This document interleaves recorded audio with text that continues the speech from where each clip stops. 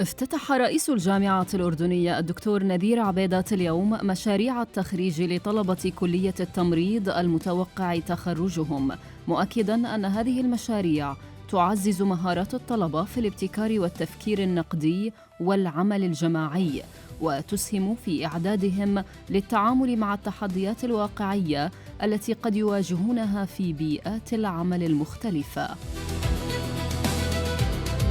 وشهدت الفعالية عرض 22 مشروعاً ريادياً ابتكارياً نفذت ضمن مساق الاستعداد الوظيفي المعني بربط المعرفة الأكاديمية بالتطبيق العملي وتعزيز وعي الطلبة بمتطلبات سوق العمل محلياً ودولياً، بما يسهم في رفع مستوى تنافسيتهم وزيادة فرص توظيفهم بعد التخرج.